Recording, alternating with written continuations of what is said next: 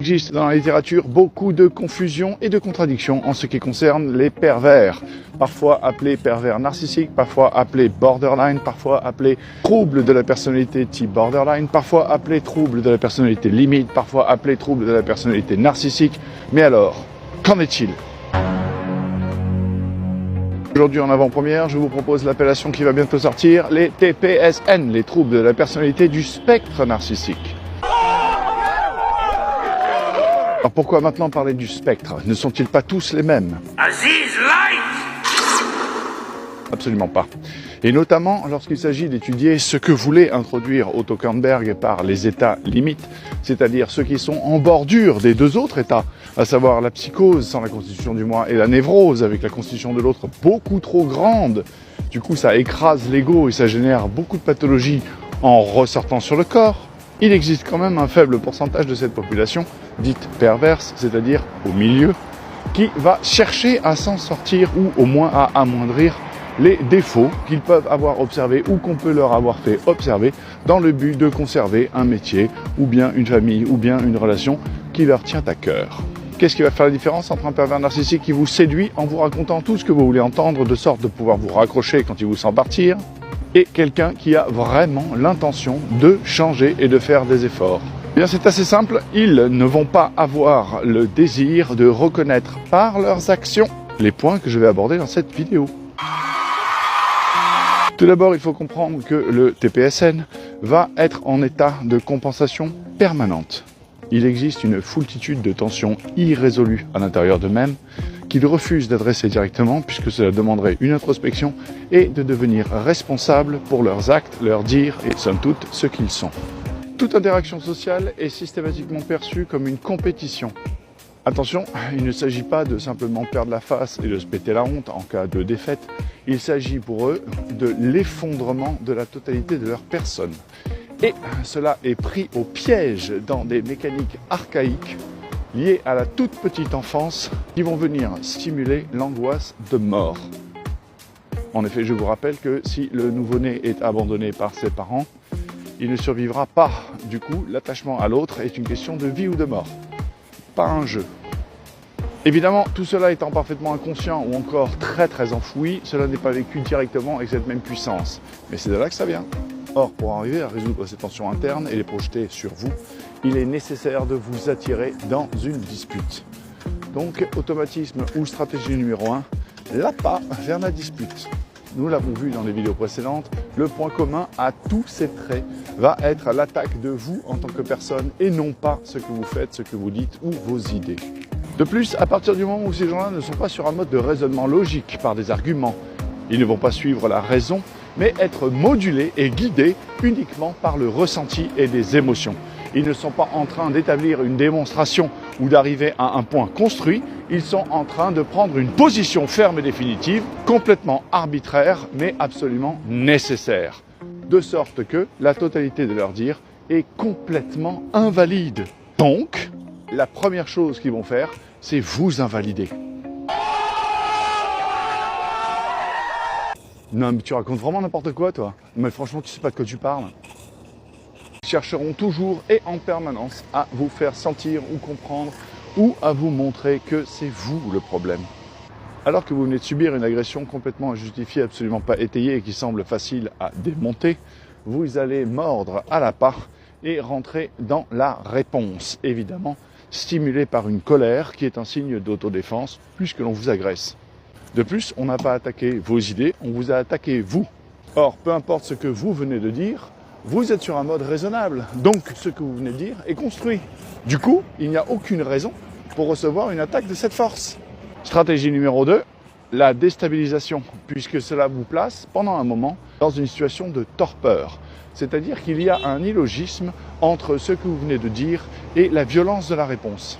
Dans le genre, de toute façon, toi tu dis toujours que les conneries, alors... Même en imaginant que vous venez effectivement de dire une bêtise, ça arrive, surtout à moi, eh bien, il n'y a aucune raison pour faire une généralité et il n'y a surtout aucune raison pour se servir de vos erreurs pour vous humilier. Sauf si cela vient compenser quelque chose. Et c'est ça qu'il y a peut-être de plus vicieux, c'est-à-dire que c'est en permanence ce qu'il y a chez eux de plus terrible qu'ils vont projeter en premier sur vous. Il y a déjà la satisfaction de vous voir déréglé.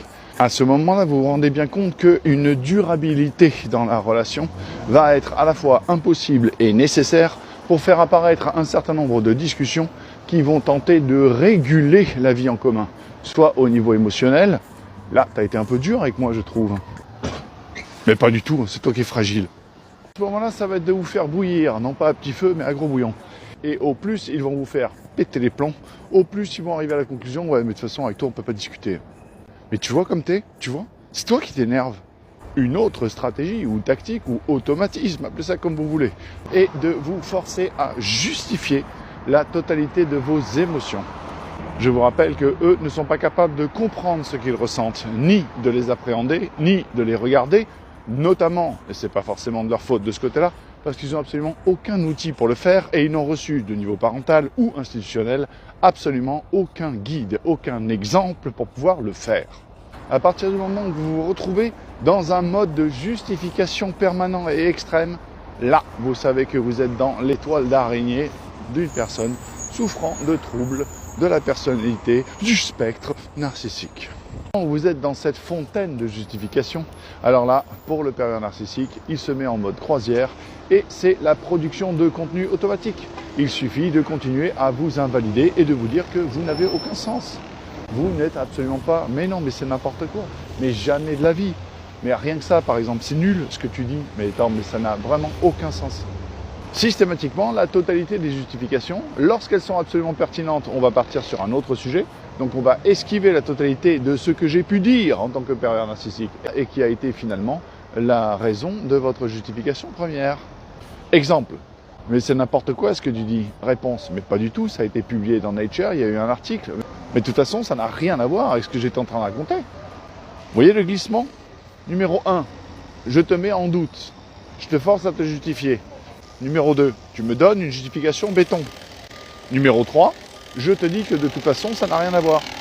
C'est le manège permanent. Si nous devions comparer ceci à une bataille de boules de neige, vous êtes en face de quelqu'un qui a envie de vous jeter des boules de neige qu'il n'est pas capable de faire. Du coup, il va vous attirer dans une bataille de boules de neige, vous laissez faire les premières boules de neige, et plus vous en lancez sur lui, plus ça lui fait le stock. Alors attention, dans ces vidéos, je dis beaucoup « il » au pluriel. Quand je tombe sur un « il » au singulier, on a tendance à croire que c'est un comportement exclusivement masculin. C'est faux, hein, attention. Ouais, mais de toute façon, lui, il dit toujours n'importe quoi. Déjà, il n'a pas de source, hein. Ça, c'est typique. En plus, ce qu'il dit, c'est pas scientifique. Tout le monde le sait. La recette des crêpes non plus, c'est pas scientifique. Ça n'a jamais été validé par expérience. Ça n'a jamais été publié dans un revue de lecture. Et il n'y a pas deux fois la même quand vous cherchez quelque part. Et le clafoutis, c'est pire. Non, mais attends, tu parles de psychologie ou tu parles de clafoutis T'as noté, parce que moi, j'en étais à boule de neige. On parle des crêpes, là ? Vous vous souvenez, j'avais parlé de l'angoisse de faire comme tout le monde, qui est présent chez les pervers. Et bien là, vous allez voir comment c'est transformé en une arme. C'est-à-dire que vous allez être systématiquement attaqué, humilié et discrédité dès que vous allez faire preuve d'une pensée indépendante.